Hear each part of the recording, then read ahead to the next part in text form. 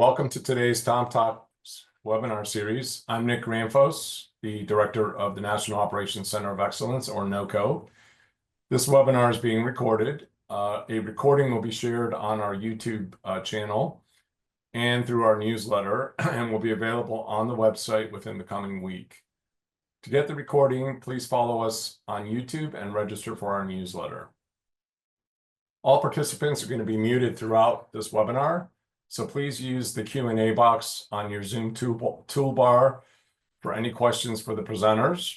And for general questions for NOCO or anything else, please use the chat box.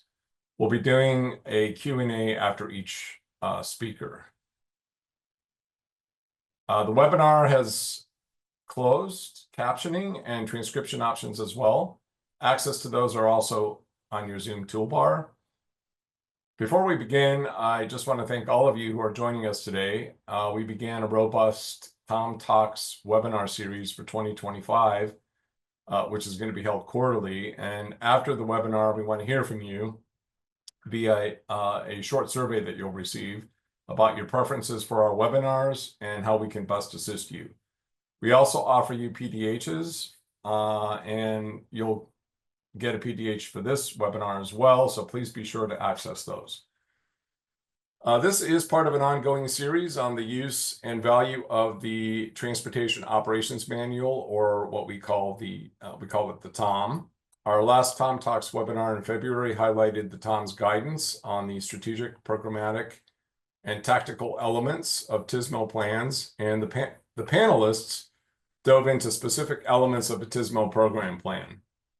The webinar also focused on the program plan development process, and exemplary practices were shared from Minnesota, Ohio, and Texas on how they develop their program plans. Last year, we focused on the uses of the TOM, the emerging topics, sections, and resources to help with the TOM. Those webinars, along with the February webinar, are recorded and on our YouTube channel, and you'll see the link in the chat box for those. This year, we're going to continue our talks about quite a few sections on the TOM, including the institutional and planning chapters and the tactical elements chapters. Today's webinar is going to focus on guidance on performance measures for operational improvements and TSMO programs that have developed comprehensive performance measure programs. As many of you may know, performance management is a key aspect of the project development process, as project outcomes need to address identified performance measures and meet performance criteria. The addition of TSMO-focused performance measures can increase the emphasis on operational outcomes when delivering infrastructure programs and projects. Today, you're going to learn about how TSMO programs can gather and implement performance measures for both system performance monitoring as well as the multi-year project development process. Presentations will focus on the TOM's guidance for level of service, reliability, and other operational measures that are repeatable and sustainable, allowing agencies to prioritize and update their TSMO strategies and to reevaluate the measures in the future.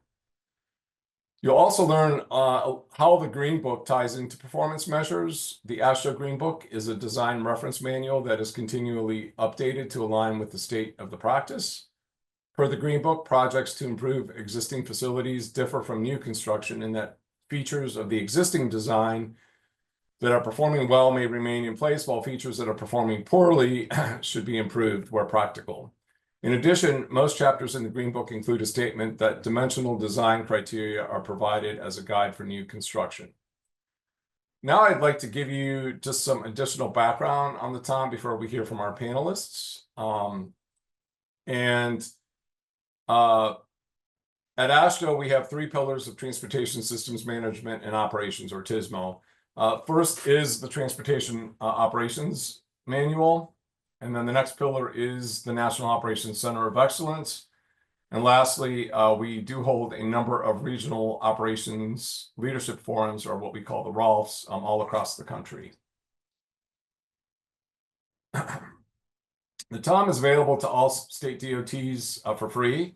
You get 5 downloadable PDFs. For agencies wanting more, or if you're not part of a state DOT, you're able to purchase additional licenses, and We did lower the price on these about a year ago, and so also available on the website, as you can see here, is the table of contents with details of all 30 chapters and their contents in the TOM.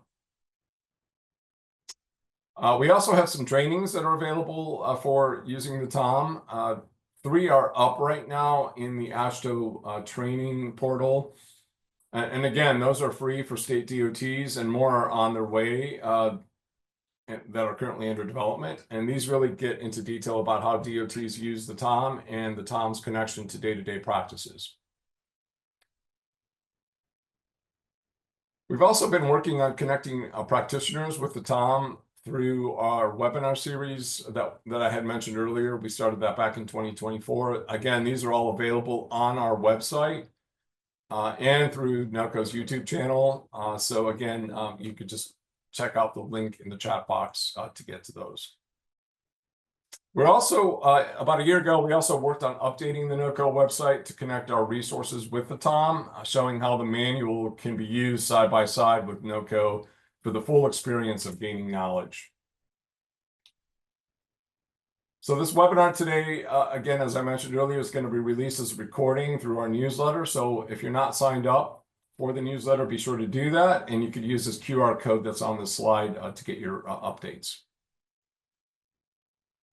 Okay, so with that, we're going to hear from 3 speakers on their plans, on their programs, the performance measures. And that's going to include Ryan McNary of PennDOT in Pennsylvania DOT, Brent Atkinson of Oregon DOT, and Andrew Bartlett of Niagara International Transportation Technology Coalition, or NITEC. And again, we'll do a Q&A after each speaker, so please feel free to type in your questions to the Q&A box, and then we can moderate those questions. So with that, I am going to turn things over to Ryan. Thanks. Well, Nick gave the introduction of what we're going to be talking about today, performance. Going to be hitting you with a lot of data, so I hope you like data. I'll try to give you some of the background on how we came up with some of these measures and the justification of us internally, why we determined to do these types of things. But I don't know if these slides are going to be shared at all, but the reason TSMO Performance Program is green there, it is a link to our website. So all these reports and a lot of the data and the methodology is right on our website and our reports. We've always been transparent with that and how we've gone about doing a lot of these things. So if you want to do that, you can just Google PennDOT TSMO Performance Program and it'll come up too.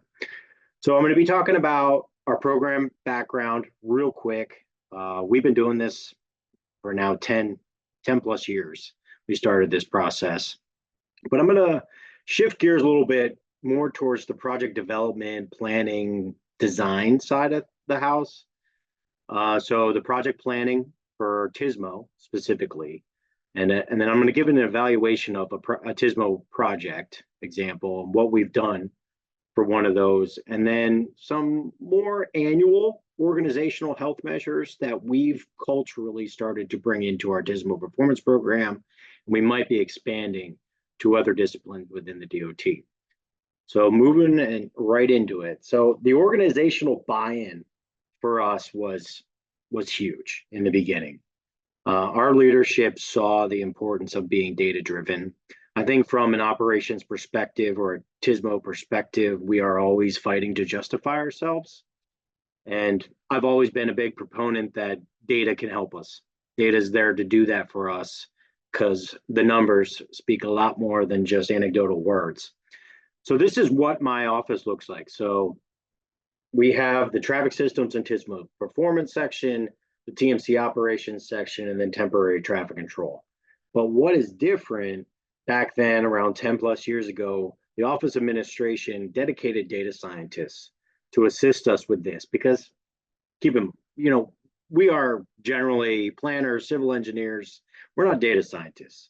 We need people that are good with the data, know how to store the data, then also know how to correlate the data within databases. So we primarily use the Microsoft suite, so Azure, And we have things stored in the cloud, and then we also have things stored on-prem. Now, the things in the cloud are more experimental research that we work on in our traffic operations analytics database and our tool. So that's a key component if you're trying to get this off the ground. Where we started with this though was just the correlation of the existing resources we had at our fingertips, our crash records and our road condition reporting system. So think event management. And then we've had a license with Waze for a very long time. And then we've procured INRIX speed data for a long time too. That's all we started with. Now those subsequent bullets are where we moved to. This database has now grown to around 70 terabytes over the last 10 or so years. It's probably higher than that. I'm gonna have to double check with those data scientists to talk about, but the first place we wanted to start was putting data behind the incident timeline. I think from a TSMO perspective or an operations perspective, we always wanted to know when it actually truly takes for those roadway conditions to get back to normal.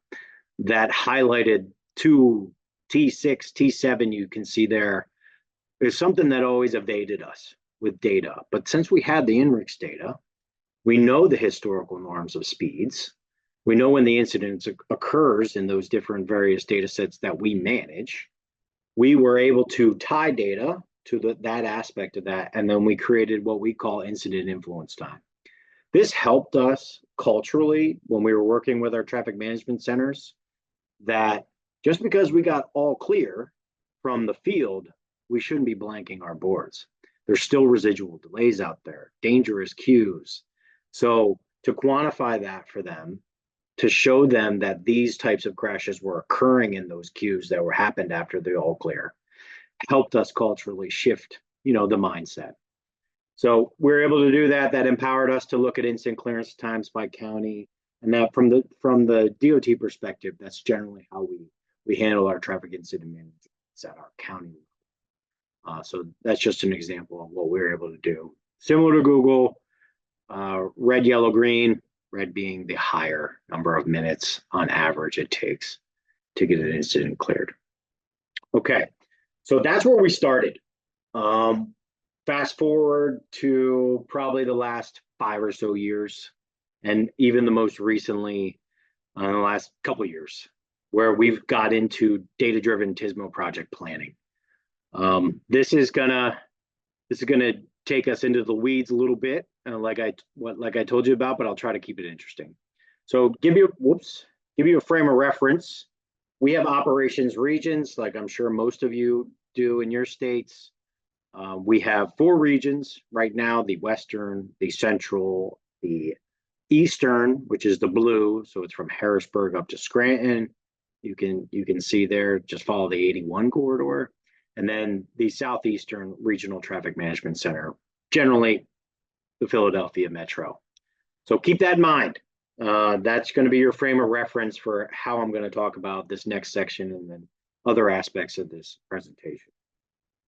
So what we wanted to do with planning, and I would say design, is steal and replace and take those best practices that safety has had in play for a long, long time. So on the left there, we have a strategic highway safety plan that a lot of different states have to have. It's mandatory, I'm pretty sure. But here in Pennsylvania, they do a network screening each time they come up with these plans, where they're looking at a variety of different risks, over-accentuated crash risks. Are there certain areas, certain geometries that are overrepresented, so they can isolate certain solutions, safety solutions, that they could then prescribe funds for. Pretty common. I mean, that is pretty much a scientific model there. If you're looking at the problem, you think about it, you address it, you go forward. We stole that, and we stole that idea, and we came up with regional operations plans several years ago now. And that methodology is what we've tried to institute over the last 5 years, being more data-driven and less anecdotal. So I'm going to talk a little bit more, what is a regional operations plan? So it is now a data-driven process, but it takes that safety best practice and brings in stakeholders. The stakeholders are all parts of this. So think of your TIM community, your planning partners. And we need to identify and correlate our plans. So we identify those congestions, those causes now, and I'll get into that a little bit. And then we try to, this is our long range transportation plan for operations in Pennsylvania. Getting that incorporated into the true Pennsylvania long range transportation plan is another story. We're working towards that, or the tip for that matter. We're working towards that. We've taken baby steps there, but that is the end goal, what we want to do. But this is the monies we manage from our office's perspective that we can come up with standalone projects. But generally, for the most part, we add on to other capital projects with these funds so we can support TSMO across the state. So we are now in our second round of developing ROPS for each region. We just started our central region back, I think it was around the fall of 2024. It'll be finalized here, I think, in early 2025. So each of the regions have ROPS, and they come up with TSMO solutions for specific areas, and then it's generalized into a mapping component, etc., in the plan, and it's shared with the planning partners. But how do we get there? So we identify the congestion, the unreliability issues for the region. We have a tool here in Pennsylvania that is a data-driven congestion pie chart. So those areas that we determine through tools like RIDIS, that could be potential bottlenecks, or maybe it's a separate safety problem that we think is a safety problem. We can dive into the details of what actually is causing that congestion. And I'll get into that a little more here in a little bit.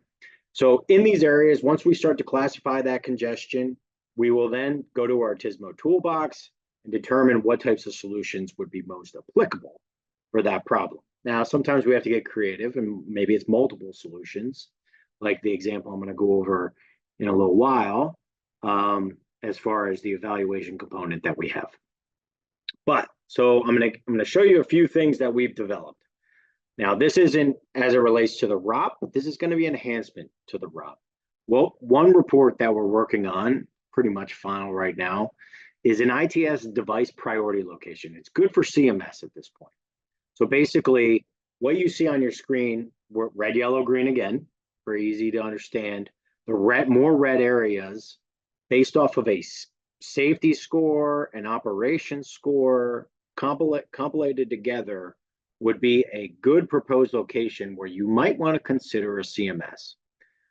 So it's a whole logic that we came up with, but it's a general performance base that putting a score towards things is a good way to go about this because it evens out the variance, I'll call it.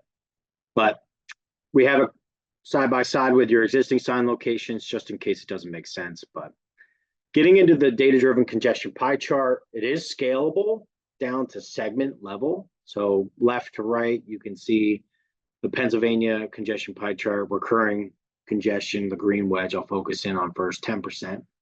And then you go to that southeastern region, the Philadelphia metro, their recurring congestion is around 27%. And then you go to I-95 in Philadelphia County, and it's 44%. So that's one tool we have in our toolbox that was empowered a lot by all those data sets that I talked about just in the beginning.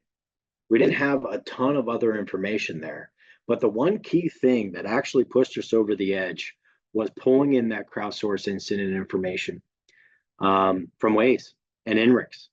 It helped us quantify the areas where we didn't know what was going on out there.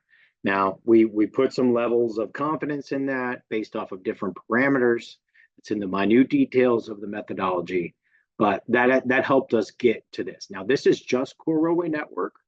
We are shooting to plan in our traffic routes. So that's our 3-digit routes where signals are going to be involved. That is the next phase of what we're working on.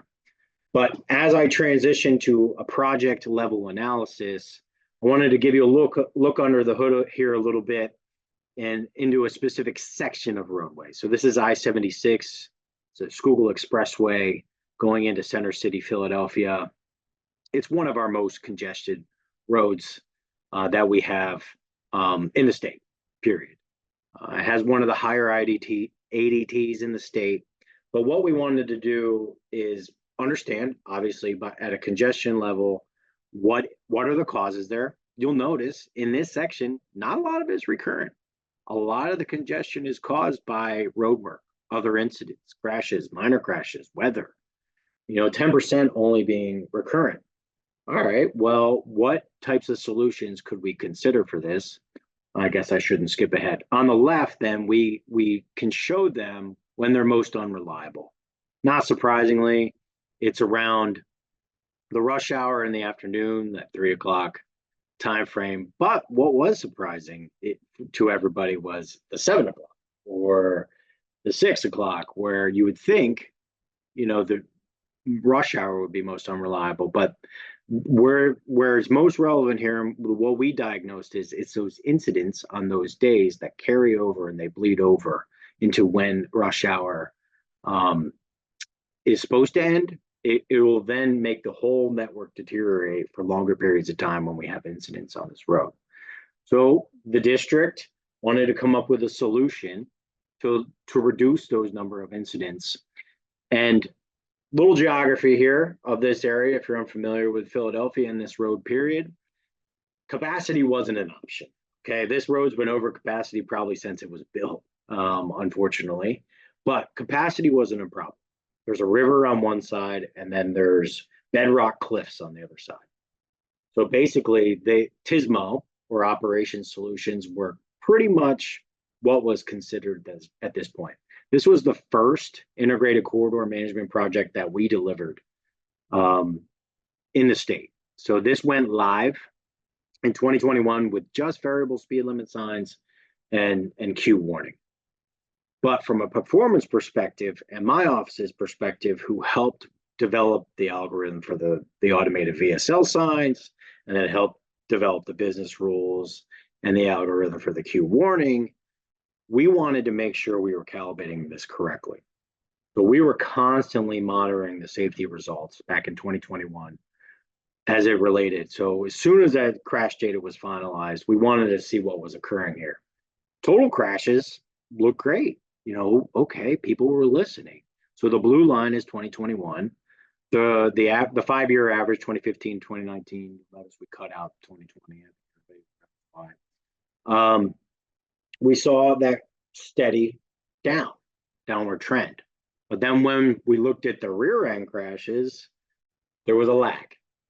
And what we set out to correct was rear end crashes, because they were very overrepresented. I think it was over 60% of the crashes that were occurring on this corridor were rear ends. We wanted to see if there were anything. But with anything like this, changing the behavior, we anticipated a lag, but our lag lasted about 4 months. And then once we kind of broke through that Philadelphia community where it's like, no, this makes sense. 1 mile ahead, if you start to see slowdowns, we designed the solution. If you see any speed slowdowns on the VSLs, you can anticipate that you're going to run into the back of a queue or a queue. People started to catch on 4 months, and then you see that drastic drop we saw in October, and that consistently persisted for the last 2 years. We just finalized our 2024 data, so I couldn't give that to you here, but what we've now seen since 3-year averages, we compared them to the 5 years. So I know I have a lot of performance folks on here. I know that's not apples to apples. But it was the best we could do at the time of this analysis, but we wanted to look at averages. So we saw a 22% decrease in total crashes, 32% decrease in rear end crashes since the go live, and then a 21% decrease in crashes involving injuries or fatality. Why I say this and why I put it in these two different ways with the charts and the graphs is our audience when it comes to performance is always going to be different. Data folks, all of you on the call, probably aren't going to trust just seeing those graphics at the top. You're going to want to see the raw data. So we'll put together what the raw data would be there, and we would emphasize that. So executives at the top are engineers, we would give the raw data to in a more graphical format. Engineer analysis here again, capacity enhancements. Remember, I told you that this road was over capacity pretty much ever since it was constructed. Just the institution of the VSLs and the Q protection, we were able to increase the capacity, both the volume, both directions. So orange being 2022, this is the most recent data I had, and then 2017 for the 3-year average. And then we looked at the economic impact of reducing these number of crashes, improving the capacity, decreasing travel times, which no one really thought was going to expect here. Now, this is a 12-mile road, so we're talking about here. But to see a decrease in 4 minutes in the historical travel time, or 2 minutes in the historical travel time on 11 to 12 miles, we did not expect to see that.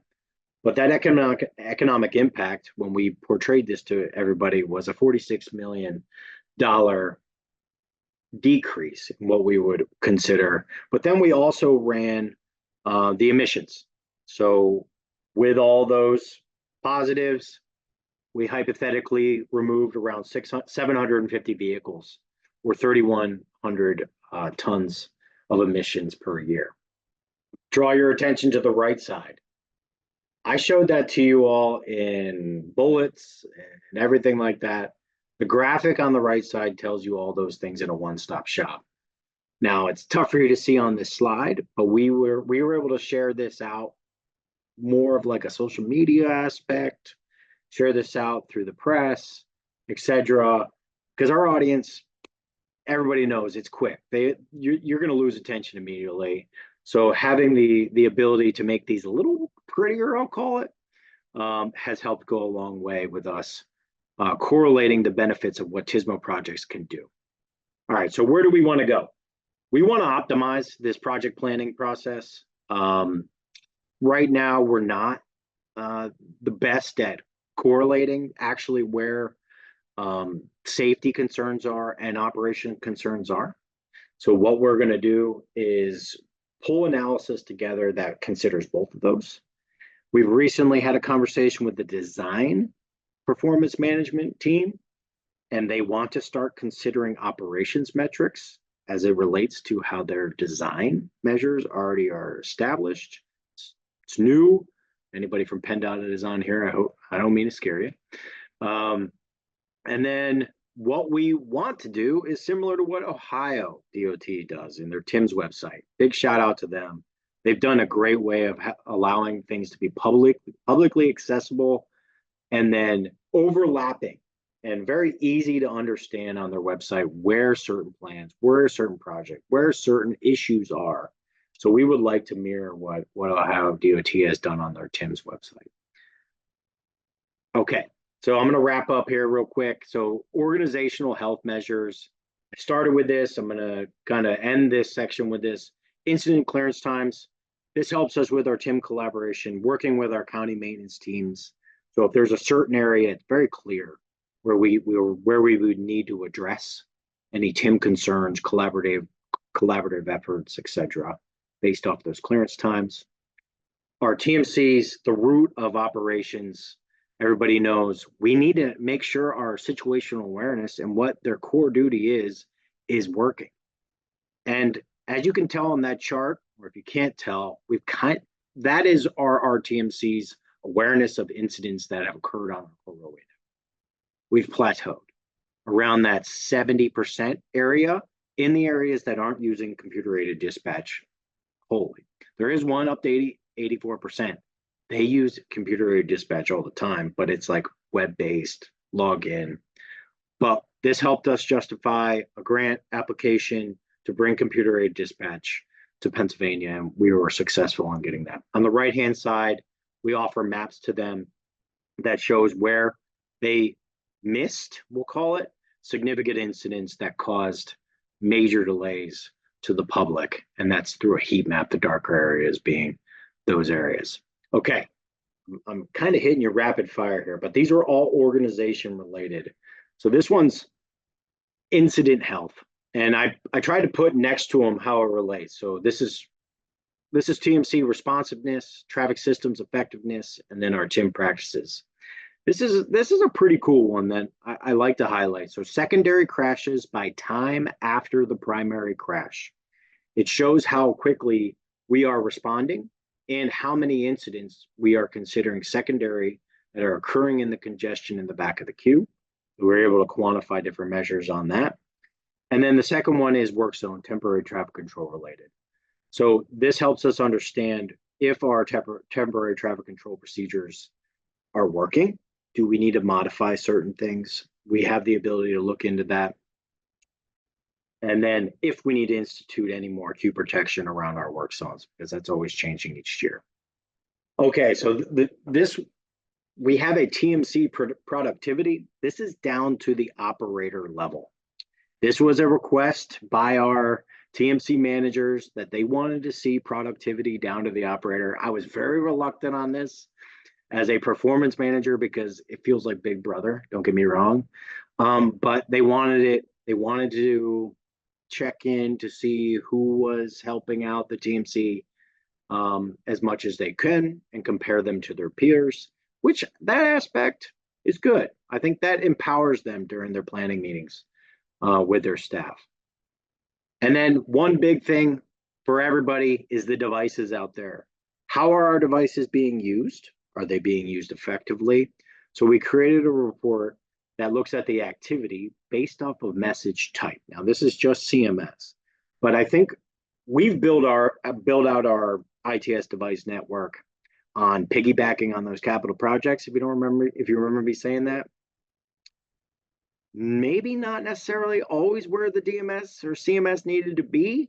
So we have this ability now to see, are we using these effectively? If this device was to be antiquated, should it be replaced? Maybe we have a better location for this with that previous report I showed. And then finally, justifying our program at the fingertips of each TMC manager. They can look at all the overview information. So the crashes by their region, what type of congestion they're working with each year on their corridor network, etc. So we try to give this type of dashboard view to our managers. So when they get questions, they can go back and justify why their office is fully staffed, etc. So thank you. Thanks, Ryan. So we had a couple questions for you. First one is, does PennDOT have any dedicated funding sources for TSMO or ITS projects for freeways and or arterials? We have support through the interstate tip on some things. The short answer is yes.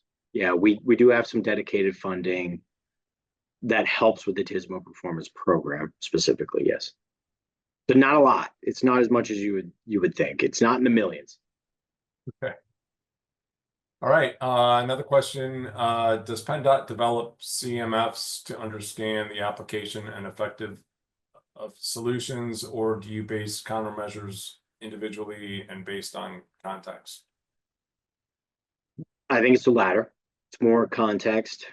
We do both, but we're trying to get into the more micro planning aspect at this point for where we are. But every plant's different. I think that would be the answer there. We do both. Okay, great. Also, do you use your statewide awareness of incidents to identify funding distribution to your 4 regions, or do you use this to prioritize needs within the regions? We did not tie it to funding yet. So whoever asked that question might be reading my mind. We're considering having a tie-in with funding, but that has to be vetted. I don't, that's a political situation. Funding always gets political, but yes, it makes sense to have it tied to funding. And if you can get that instituted in your culture, I think it's a good practice. Okay. Couple more questions. We've heard a lot about variance in measures during the first few months of the pandemic? And did PennDOT experience any wild fluctuations then? And if so, what have you done to mitigate it? Yeah, well, when it comes to performance, we pretty much threw out a lot of the data when it was through COVID. We actually were sort of on the forefront of this because our executive offices wanted us to run gas tax analysis to understand if our revenue was dropping. So we came up with a methodology to understand our ADTs, our real-time volumes, and how that was going to relate for the next month's gas revenue. So we were kind of at the pulse of what was going on there. So we a lot of variance. We've thrown out pretty much all of analysis we threw out 2019. End of 2019, 2020 for a lot of things. But we always use averages across 5-year average or 3-year average. I don't generally go less than 3-year average. Okay. All right. The congestion pie chart was a huge part of early TSMO communications and justification. So apparently at the very first CTSO meeting that happened back in 2017, PennDOT's Doug Tomlinson expressed wanting to have a real-time congestion pie chart. Yeah. Do you feel that this has been accomplished with this? And are there more opportunities for any improvements? Oh, there's always more room for improvements. But yeah, I mean, Doug Tomlinson's my boss. So basically he has good ideas. He just needed the help from us to bring it to fruition. So that's what we did. We worked with the data scientists and we had that done by 2020 to do congestion pie chart. Now, keep in mind, this is core network. These are your interstates. This is where we started because it was most operationally centric to TSMO at that time. We are expanding to more controlled roads at this next phase. Okay. All right. For your before and after evaluation of the I-76 Philadelphia VSL and Q warning, were the traffic patterns different in the before and after years? And if so, does that contribute to the differences in the crashes? The traffic patterns different. They were. We waited to verify any of the information until the volumes reach back pre-pandemic amounts.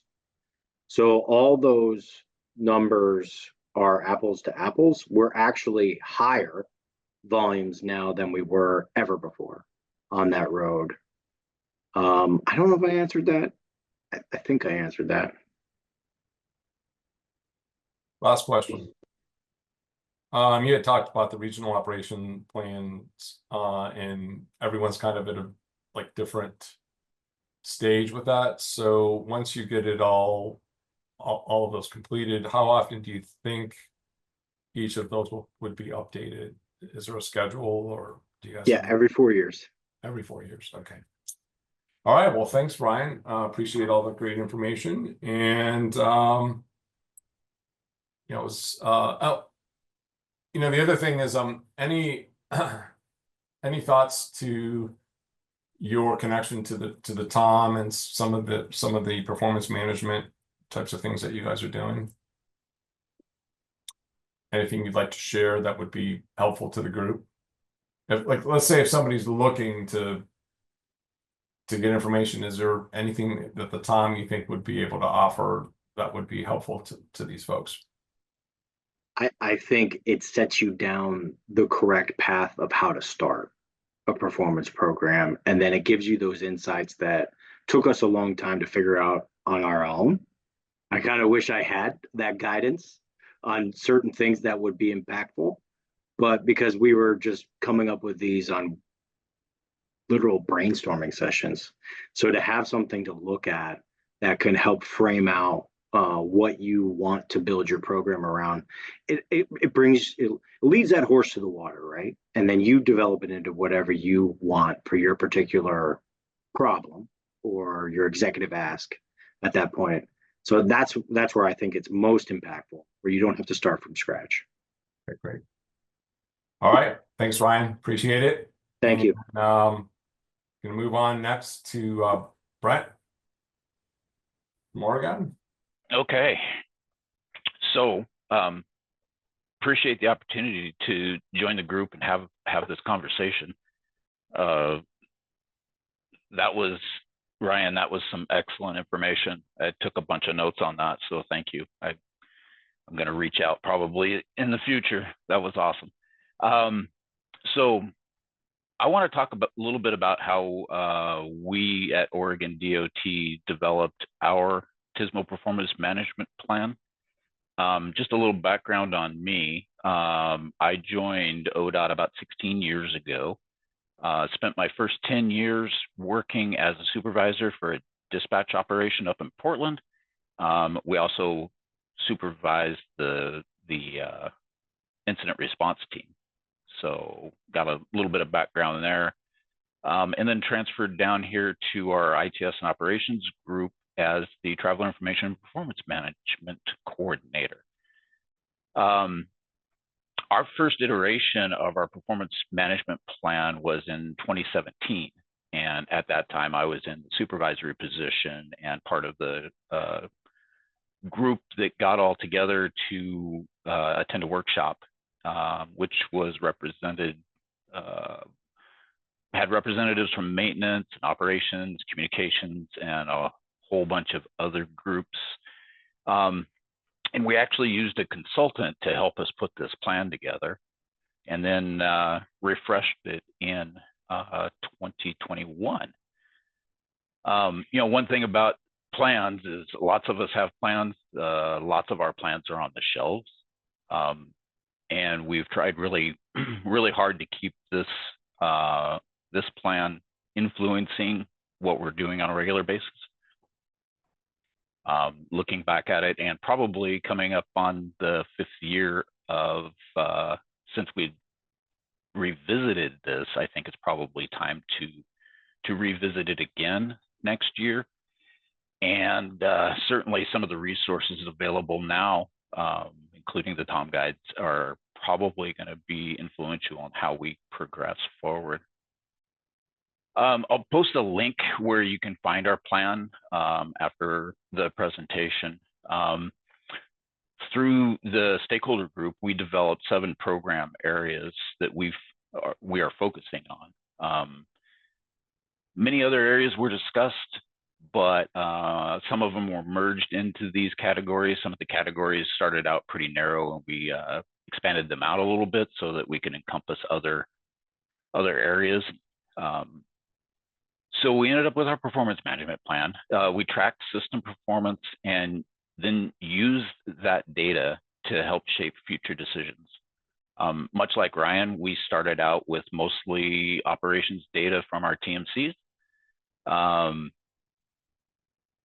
But now we also have added a lot more data into our systems, lots of asset data, lots of non-operational types of data.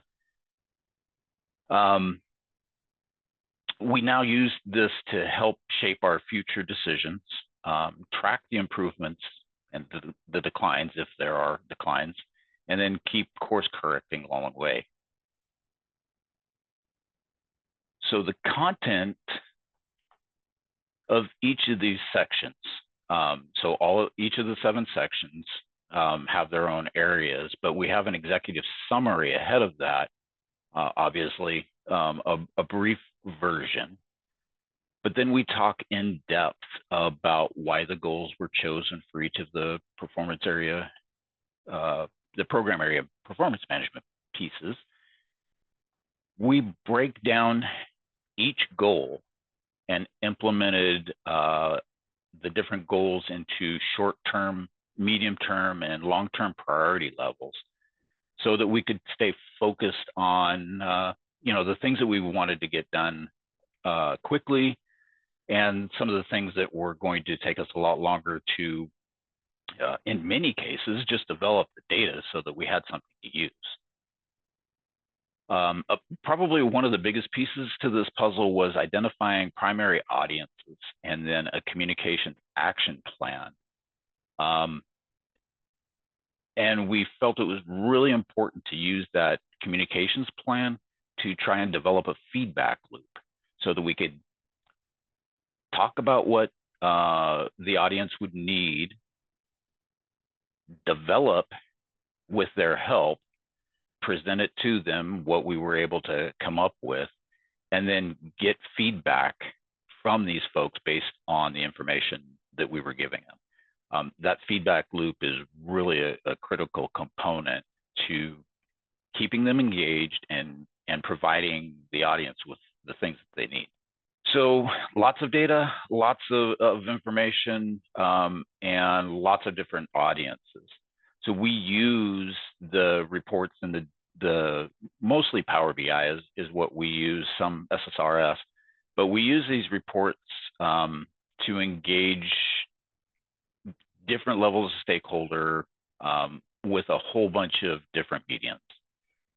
So we do an annual report. That's actually transitioning now to a biennial report, matching. Well, there's lots of reasons, but starting this year, it'll be biennial. So we'll probably, well, our biennium ends in the end of June. We'll probably have everything out and ready to go a couple of months after that. But it's being retooled from what was originally designed to be a practitioner's report. The new style of report will be designed to include agency leadership, legislators, other, I guess, higher level types of an audience for that annual report. Of course, we have our TIM teams and lots of TIM performance measures backing up their operation, a TIM newsletter. The Inside ODOT and Maincom newsletters are more practitioner based. They're more internal audience, and it's just a good way for us to share and continue again with that feedback loop. And of course, lots of data goes into the presentations that we make as a branch and as a department. We do have a self-service portal where many of our reports, not all of our reports, but many of our reports are available. They're available to anyone within the agency. As I mentioned, most of them are Power BI. Some of them are older and need to be redeveloped. But we've broken this down so that each of the 7 areas that we're focusing on, we break down their core performance measures and put the reports underneath that. And then each of the areas kind of has a couple of different sub areas, and most of them have process support reports where it's not necessarily a core report, but it's something that has been asked for and delivered. Notice at the top left, we do have some dashboards, some just quick lookups. You can look up what happened yesterday, both at a dispatch level and at an incident response or traffic incident management level. And then, like I said, these other process support reports vary greatly between the different 7 groups. So one of the things that we've been working on heavily in the last probably year and continuing, I'm still working on it. It's a project that I'm working on later today, is our operational assets, the condition rating specifically. But you can see we do just an asset count based on our regions. And then we're looking at design life and whether or not they're past that, and signal ratings, and also our structures. So drilling down into that asset report, this is our look at our assets, shows us where they are located, what percentage is beyond their life, their design life. And of course, with the Power BI, if you're familiar with that, you can click on a category or a region or a device category, the map, and really narrow down, drill down further into what this is telling you. Similar report for our conditions, the signal condition rating. So we track all of the signals that are maintained or owned by ODOT.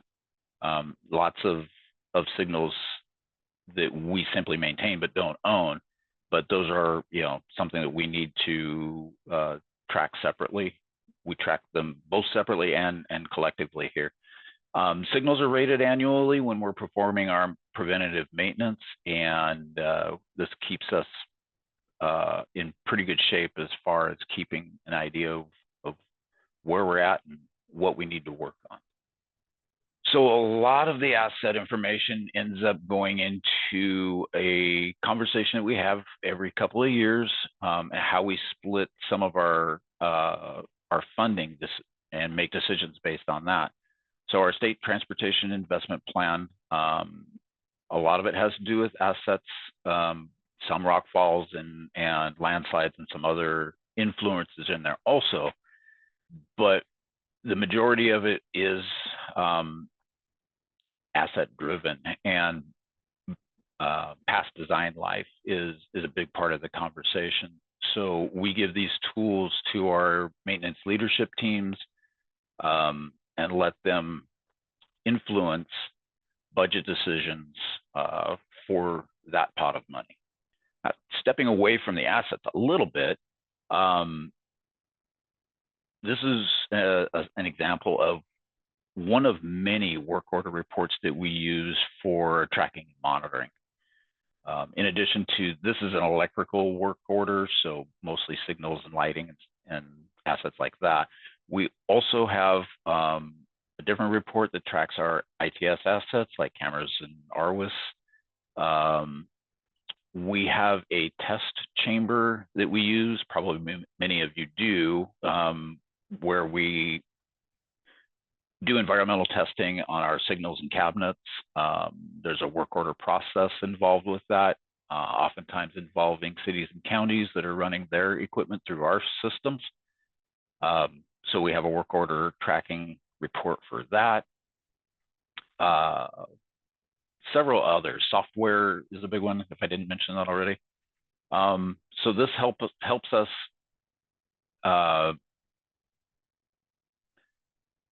just, you know, track those assets, track those work orders, see which ones are out of bounds, frankly.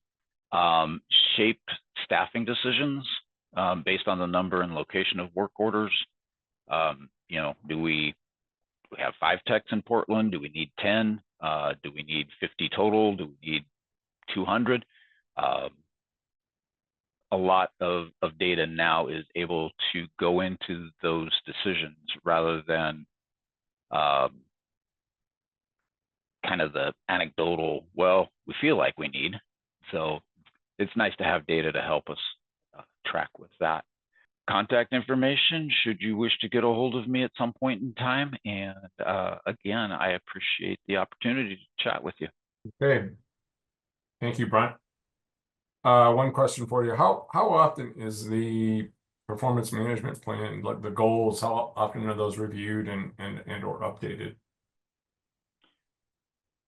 Formally, I'd like to, we're trying to do that every 5 years. As far as reviewed, my team and I certainly are using that as a regular check-in. It's part of my annual work plan.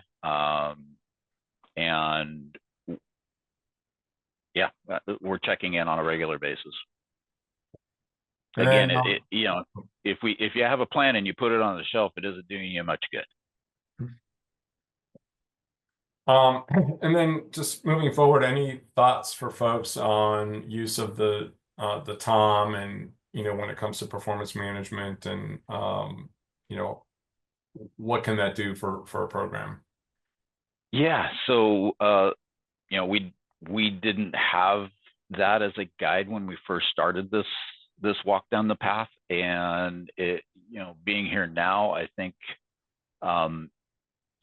we should definitely be using it to influence our decisions and bounce it against the plan that we have as we're looking at revising it. I think that's going to be a really good opportunity to have that type of guidance. Okay, and then one more question. Does ODOT have the necessary funding allocation for maintenance to address the your identified needs? For now, there's a lot of politics that are going on in Salem as we speak. As of yesterday, some of it I've only gotten a really quick glance at, and I don't know that I understand all the implications. So it's really in flux. So the jury's still out. Is that what you're saying?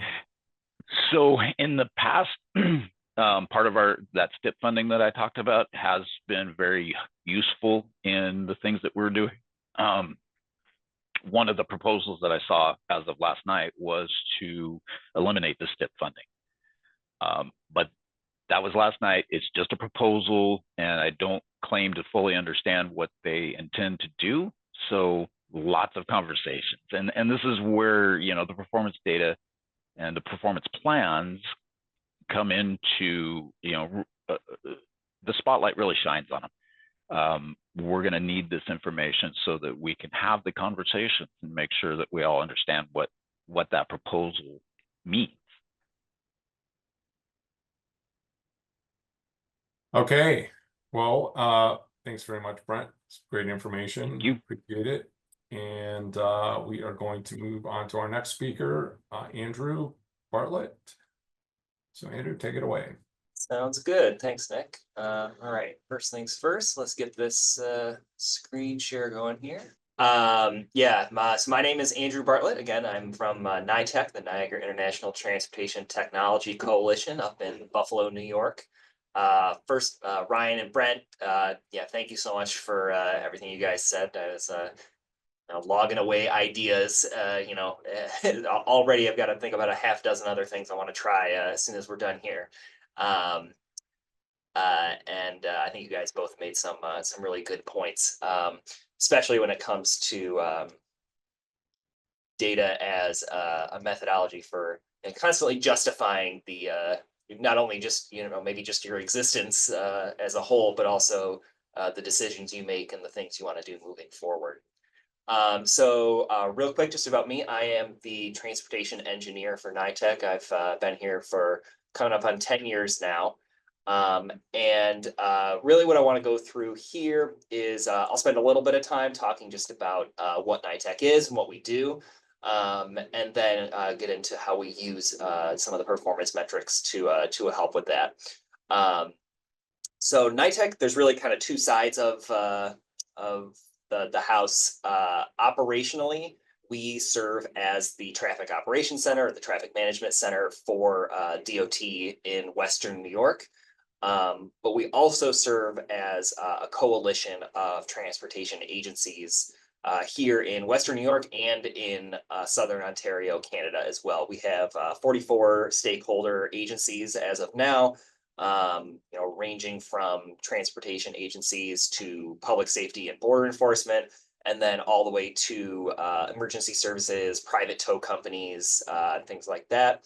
And as far as we know, the only binational coalition of this kind in the US and Canada, which I think we'll keep saying until somebody says differently. But so when it comes to performance measures,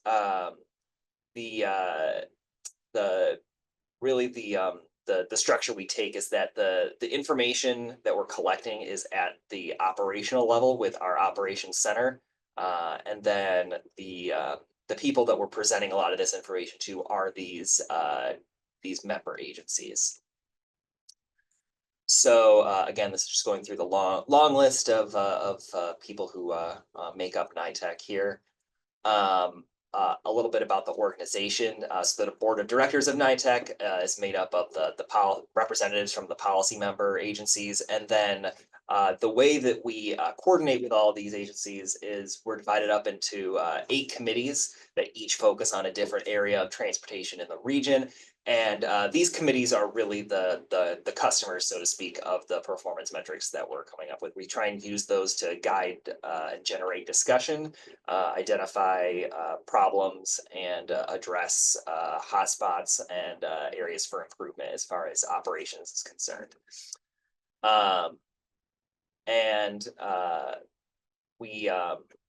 We use the committee structure to try and address a lot of different functionality. We try and really do as much as we can as far as incident management, planning for planned events, having documentation of procedures in place for unplanned events, emergencies, special events, and things like that. This is our 24/7 operations center. Again, we serve as the DOT's operations center for this region. And this is where a lot of our performance metrics are starting from. Our operators, we've kind of structured the way that they record information in a way that is kind of built around the TOM performance metrics for things like mobility and incident management. That really serve as like the blueprint for, we know that we need them to collect, for example, for incidents, we need them to mark down, here's when the incident started, here's when the first responder arrived on scene, here's when they left, and then continue monitoring until conditions return to normal. And the way that they're able to do that is we're really in command of a suite of the ITS elements and the assets in the region, the cameras, the message signs, and we have plans in place for responding to different types of incidents, who to contact. We serve as kind of a one-stop shop for anybody who's out in the field or for other dispatch centers. That if they're informed of an incident that happens on a road that belongs to a third agency, they don't necessarily need to keep this running list of all these different people to contact at all these different agencies. Everybody knows that they can just contact NITEC, and NITEC will act as the intermediary to make sure that everybody who needs to know about something does know about it. So again, just a little bit high level before we get into some of the other performance measures. Again, this is the slide for justifying the operations and the things that we do. 2024, our operations center was the point of contact for 34,000 phone calls. We managed over 10,000 incidents, including 1,500 crashes, 1,200 signal malfunctions, 350 snow and ice events, and 250 border crossing events. Between the US and Canada in this region. So especially those last two are things that are somewhat not unique to our region, but really focal points for things that we experience a lot of. And then the 16,000 either overhead message sign or roadside portable message sign activated in response to traffic events. Again, this is just getting, I'll kind of skip through a few of these slides, but this is just getting into some more of the operations that we do, incident management and construction, and border crossing. This one, I just want to touch briefly. This is one where it's really important that we have the structure that we do, because we're able to coordinate closely with a lot of our partners on the other side of the border and make sure that the strategies we implement, the procedures we have in place, and then the messaging that we present to the public as far as delays crossing the border, if there's incidents, making sure that we're being consistent with that information. And making sure that we're able to coordinate things that are kind of neighboring us as well. And then the big way that we're able to do a lot of this is with the ITS that we have between all the different agencies who own and operate ITS. NITEC is we're able to tap into a lot of that. We personally don't own any of the equipment that's outside of our four walls. But we operate and track the maintenance for all the different cameras, all the different message signs, and then any of the flashing beacon type signs, things like that. In a way that we're able to do a lot of that, as well as the way that we primarily collect a lot of the information we use for the performance metrics is through our advanced traffic management software.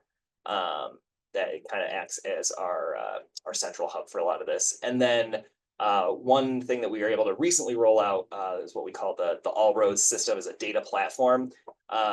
And it kind of acts as an ATMS that we're able to grant access to for our member agencies, and allows us to collaboratively work towards managing events and having kind of a regional perspective on what's going on. And then just real quick, the way that we're able to get a lot of this travel or information out to the public is again via either the message signs or through our website or our mobile app. We also have a subscriber system where people can sign up with their phone number or email address and put in what roads they travel during what times a day and where they want to get alerts, and those will go right to their phone or email. So now getting into more of the performance measures, very similar to what Brent showed on his slide. We also do an annual report, primarily targeted at kind of our member agencies, and then a little bit beyond that to public officials, things like that. Really just showing everything that went on in our region transportation-wise during the year. And it includes a lot of performance measures. The three kind of areas I wanted to focus on are, again, our operational performance measures, the incident management, and then the mobility, things like travel time. And then the way that we've kind of taken what was provided in the TOM, the Green Book performance measures, and kind of tailored it a little bit to fit our needs here. So for the operations center, the way that we really try and look at this, especially when we're presenting this to the members of our committees, looking at what kinds of events are happening, where should we be focusing our efforts to either try and prevent or respond to these incidents. I mentioned this a little bit before, but the committee participation ranges very widely from some committees. We will have people who are very high up in these agencies, these organizations, they're making higher level decisions. And then other committees will have people who are really first responders, boots on the ground. So for especially those latter ones, working towards being able to what is their minute-to-minute response to events and how can we better manage them. For all types of performance measures, we're always coming up against kind of the restraints of the information that we do or don't have. Again, so for something like this, we really only know about the events that are made available to the TOC. So primarily our expressway network and our primary state roads, we know a lot about what goes on there. But as you get further out to the rural county roads, we don't necessarily know about every minor fender bender or disabled vehicle that happens there. But we try and through our collaborative structure, our member agencies, make sure that they know to inform NITAC as much as possible. So this just goes into a little bit of how we track this. It's we typically do the rolling 3 years of looking at when and where these events are occurring, broken down by the event type. So this is just looking at for the whole region. This first graph is total activity, and then we get into this a couple example graphs of things like debris on the road, whether it's something that fell off a vehicle or roadkill, things like that, and then disabled vehicles. We do this for all the different types of events that we showed.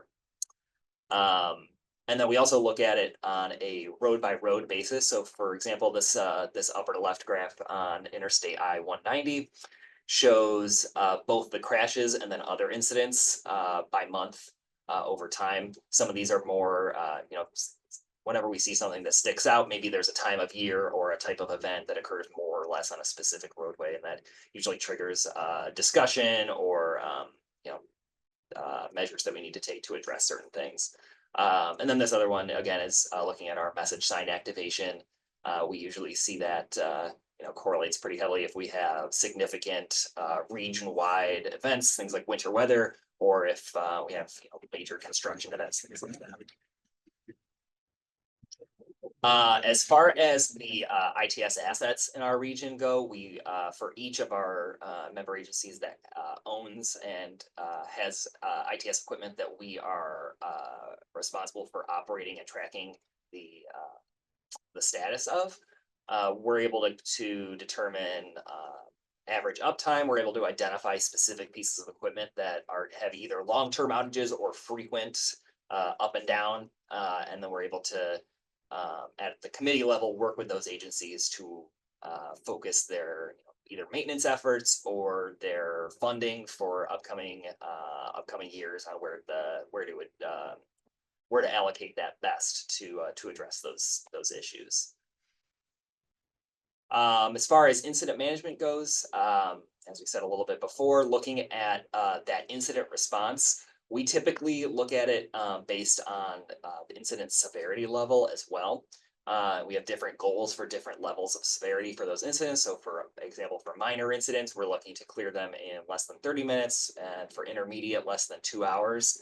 We're also on the right side of the screen here looking at the timeline breakdown. So the blue is detection, orange is response time, and then and clearance time, and then the red is return to normal. So looking at that, not just by severity level, but by each individual roadway. So again, we're able to identify strengths and weaknesses there. And then at the committee level, we might even drill it all the way down for a specific roadway for a specific month, looking at maybe 2 or 3 incidents that are really driving up the average. We'll get down to that microscopic level and see what we can do to improve that. And then, again, these are not huge numbers because this is just at a regional level, but we do also track the secondary collisions and wrong way driver events as well, since those are both pretty high risk situations. We track those over time, and then we try to identify either specific locations or causes for those. One use case that we really work with a lot is our help team. These are patrol vehicles that drive during rush hour on 2 of our expressways. And we're able to look at how their involvement is able to reduce the clearance time for a lot of events. So like, for example, on Interstate 290, if they're the first on scene, clearance time averages about 30 minutes if they are involved, but they are a secondary responder. Average clearance time is about 40 minutes. This is from last year. And then if they're not involved at all, average clearance time is closer to an hour. So again, if we're talking about justification, this is certainly something that shows the value in a program like this. And then the last section I want to talk about here is the mobility. We are, as far as the TOM performance metrics go for mobility, we focus a lot on travel time and congestion. We're not able to do a lot with things like occupancy just because we have limited access to continuous count information, even on our expressways. That we're still operating more on like spot count data, but we're able to communicate this a lot to identify problem areas. And that's something that we have really tried to evolve over time, is the way, not that just we calculate these performance metrics, but how we communicate them. I think for certain audiences, when you start talking about 50th percentile versus 90th percentile travel time, their eyes kind of glaze over. So really working to communicate this information effectively. There's a great segue into talking about 50th and 95th percentile for our roadways. This is from last year, looking at one of our busier segments, especially in the PM peak, looking at that average travel time index and the planning index. Again, looking at this especially over comparing year over year, we're able to use this to identify areas where we want to, especially if we notice something where the travel times are really unreliable, where we have really high spikes in that 95th percentile, seeing if maybe that's caused by, if it's non-recurrent congestion that's caused by a lot of crashes in a specific area, this section in particular is a spot where there's not a shoulder. So any crashes that occur are really going to heavily impact the travel time, even if it's just a minor crash. Congested hours is another thing we look at a lot. This is looking at the number of hours in a day where the travel time is above a certain threshold. I think we usually do if the travel time index is above 1.2. So this is how many hours per day on average. And we'll actually divide that up into morning and afternoon. So for example, this first one where it's 1.12, that's 1.12 hours out of 12 hours in the morning where that section is congested. And we had talked a little bit before about the, kind of pre and post COVID. I think that affected basically all of our performance measures for better or for worse. But, really trying to keep that in mind as we go forward. It's been kind of a slow and steady march back towards where we were in 2019. So we try and communicate that here. Like, for example, 2024, this congestion, it's certainly up from 2023 by over 35%, but we're still down 35% from where we were in 2019. So again, just trying to come up with common sense ways to communicate some of these higher level concepts, especially at our incident management committees, things like that, where once if we throw too much math at people, they might not respond well. And then this is the last one I had to talk about. Something that we have tried to take these mobility performance metrics and apply some of the principles to how we're looking at the border crossing delays between the US and Canada. Because this is a specific problem where a lot of times the delay is not the result of a specific incident. It's more correlating the number of vehicles who are trying to cross at a given time with the number of customs agents who are on scene that day. And, so if they know that certain days of the week, certain times of the year have more or less delay, more or less volume, they can better plan in the future for how many people they're going to have on staff on a given day. Again, we have, there's between the US and Canada here, there are 3 bridges that cross the Niagara River to go from our region into Southern Ontario. And we track both the number of commercial and passenger vehicles. And then we look at the average and peak delay that they experience over the course of a year, over the course of different hours of the day. Pretty consistently, we see the biggest peaks for passenger vehicles to be holiday weekends, especially during the summer. There's a lot of people doing a lot of recreational travel for things like that. But really just trying to stay on top of how this has been evolving, especially coming out of COVID restrictions, how this has been changing over time. But that was all I had. I know that was a lot of information, but hopefully it builds well on what we've been talking about here today, and I'm happy to answer any questions. Okay, thanks, Andrew. Great presentation. Just a couple questions for you. It looks like you guys had some goals set for your incident management, but are there other performance goals that are set? And if so, like how often do you guys look at that? Yeah, so we try and keep we have a set of goals for every performance measure that is at least that we consider to be at least somewhat within either our or some of our member agencies' control. Things like the number of crashes that occur is obviously not something that we it might be kind of pointless if we say, oh, we want to have fewer than X number of crashes because we can't control that. But anything like response time or for the ITS equipment, having a % uptime goal, or for anything that we think can drive our behavior towards improving it, or help us measure our own improvement, I think are ones that we try and assign goals to. Okay.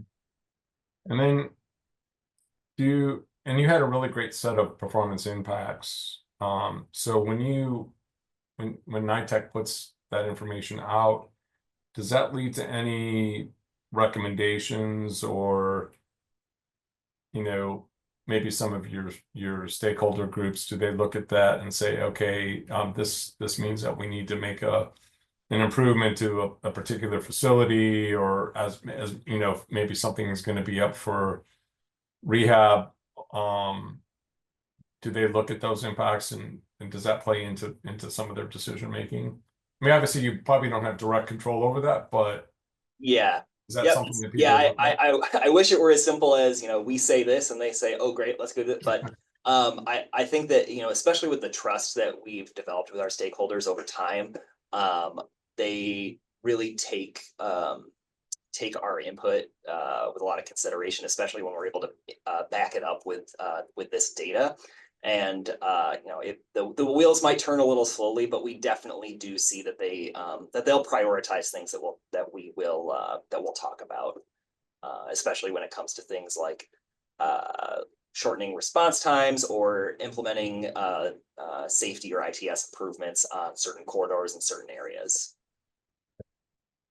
Another question here. How does the help collect and access clearance time savings?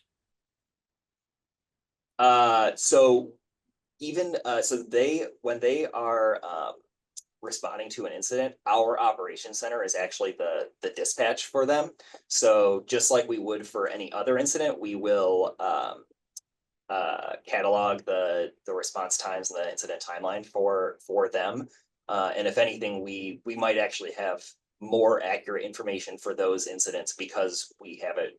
100% of the time we have it directly from the source, from those help operators.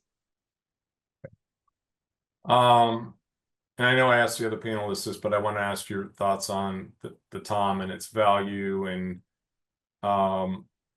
if other folks are looking for direction or solutions, what are your thoughts on the use of the TOM for performance management? Yeah, absolutely. I mean, it's really, you know, we use it as really the bedrock for a lot of these metrics. It's a great point of reference for if we're trying to think, even if you're trying to go kind of backwards, it's like, okay, this is the problem that we're facing, or this is the thing we want to examine. And so what can we do to monitor where we are now? And if we make changes in the future, how are we able to assess if those changes are making things better? So it's a really good tool for really just planning out that process. Okay, great. I have two more questions that I'm going to open up to all the panelists. So for Brent and Ryan, as well as Andrew. So one of the questions is, do you sit within the traffic transportation operations data performance? So for example, reporting out performance measures, or is TSMO its own division within your organization? I'll go first since Okay, go ahead. But yeah, we are definitely not large enough to have a separate TSMO. So you know, I sit just on the other side of the wall from the operations center. So we're a pretty close knit group here. Okay, Ryan. We're sort of both. So we have our own division of TSMO. We actually have two separate offices for TSMO oriented. So I'm the more real-time operations, systems, and then work zones. And then we have a planning and programming and signals TSMO office. But my office is right behind one of our regional traffic management centers and our STMC, so our statewide traffic management center. So we're close to what's going on the day-to-day operations side of the house. Great. Right. Yeah, so we do not have our own TSMO section, something we would like to strive for, but we haven't been able to get there yet. And our group, our ITS and operations group, not really directly manages the dispatch centers, but we work very, very, very closely with them. We develop their software and support their software. So we're very, very in tune with what's going on at that level. Okay, great. All right, last question for all the panelists. Curious if and how any of the panelists consider or monitor travel conditions for active transportation users. So Andrew, you want to take that first?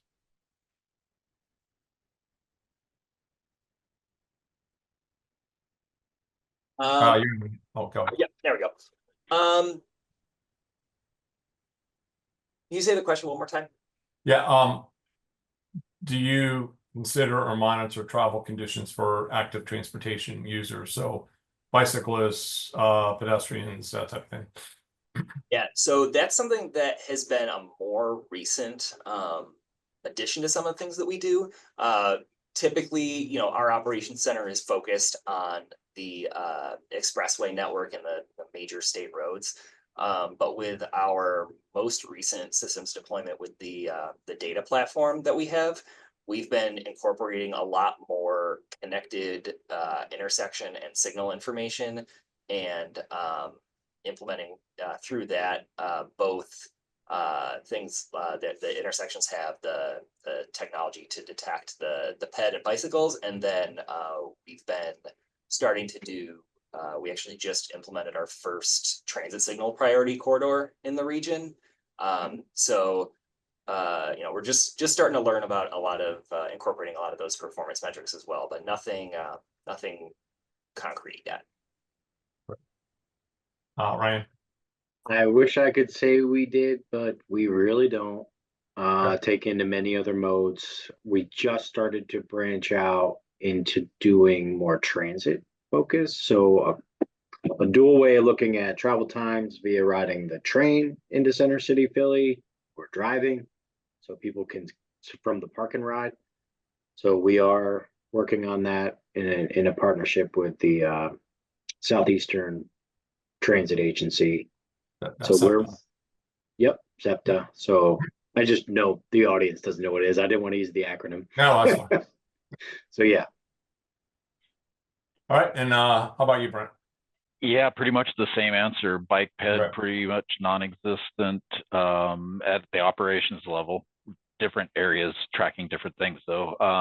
Transit, a little bit more involvement with the integrated corridor and traffic signal management. Okay, great.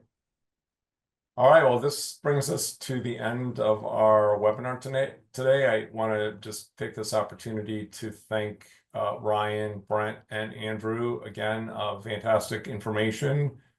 So folks, just stay on the lookout for the follow-up to this. And if you're not signed up with us, feel free to go to the website and check things out and sign up for the newsletter and take a look at our YouTube channel. So appreciate everyone's time today, and I hope everybody has a great rest of the day. Thank you.